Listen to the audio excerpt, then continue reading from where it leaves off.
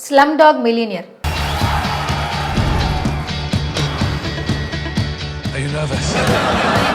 Indian cine చరిత్రలో ప్రపంచవ్యాప్తంగా సంచలనం నమోదు చేసిన మొదటి cinema Slumdog millionaire. His lawyers never get beyond 16,000 rupees. He's on 10 million. What can a slumdog possibly know?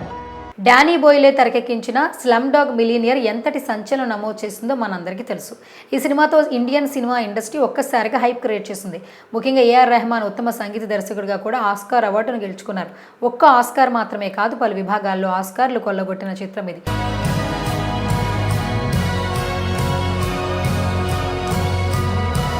ఈ సినిమాలో నటించిన కాస్టింగ్ టెక్నీషియన్లకు ప్రపంచ స్థాయి గుర్తింపు వచ్చింది. వారికి విరివిగా అవకాశాలు వచ్చాయి. ముంబై స్లమ్స్లో పెరిగిన సాధారణ కుర్రాళ్ల కథను ఎంతో ఎమోషనల్గా తెరకెక్కించిన డానీ బోయలే దర్శకత్వ ప్రతిభకు ప్రశంసలు వచ్చాయి. ఈ సినిమాకి సీక్వెల్గా తెరకెక్కుతుందని చాలా కాలంగా వార్తలు వస్తున్నాయి. ఎట్టకేలకు లాస్ ఏంజల్స్కు చెందిన నిర్మాణ సంస్థ బ్రిడ్జ్ 7 స్లమ్డాగ్ మిలియనియర్ చిత్రానికి సీక్వెల్ని తెరకెక్కించేందుకు అలాగే టీవీ ప్రసార హక్కులను కూడా చేజిక్కించుకుంది.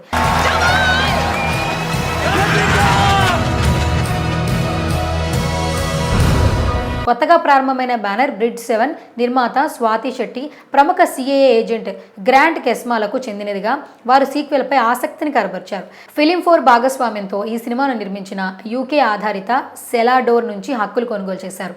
ఈ ఫ్రాంచైజీకి సంబంధించిన కొన్ని కథలు, క్రెడిట్స్ రోల్ తరువాత చాలా కాలం పాటు మాతో ఉంటాయి. స్లమ్డాగ్ మిలియనియర్ ప్రత్యేకమైన సినిమా.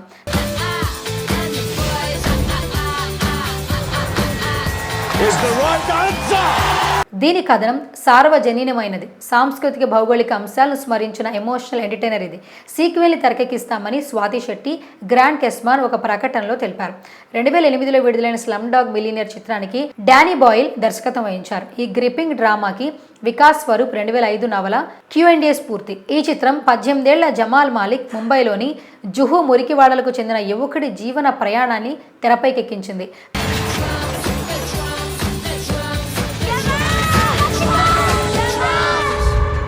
కౌన్ బనేగా కరోడ్పతిలో పోటీదారుడిగా ఉన్న జమాల్ మాలిక్ అన్ని ప్రశ్నలకు సరిగ్గా సమాధానమిచ్చి ₹1 కోటి గెలుచుకుని 2 కోట్ల గ్రాండ్ ప్రైజ్కి కేవలం ఒక్క ప్రశ్న దూరంలో నిలబడి అందరినీ ఆశ్చర్యపరుస్తాడు. అయితే అతడు చివరికి మోసం చేసినట్లు అనుమానంతో జమాల్కి విచారిస్తారు పోలీసులు. ఈ క్రమంలో అతడు తన జీవిత కథను పోలీసులకు వివరిస్తుంటాడు. ప్రతి ప్రశ్నకు అతడి అనుభవాలే ఎలా సమాధానాలు ఇచ్చాయో వెల్లడించే కథతో డానీ బోయల్ అద్భుతాలు చేశాడు. స్లమ్డాగ్ మిలియనియర్ చిత్రంలో నటించిన దేవ్ పటేల్కు మంచి మార్కులు వచ్చాయి. అతడికి పరిచయ చిత్రం. అందులో ఫ్రీదా ఫింటో, మధుర్ మిట్టల్, అనిల్ కపూర్, ఇర్ఫాన్ ఖాన్ వంటి సీనియర్లు ఉన్నారు. ఆ సంవత్సరాన్ని ముఖ్యమైన అవార్డు వేడుకల్లో స్లమ్డాగ్ మిలియనియర్ మెరుపులు మెరిపించింది.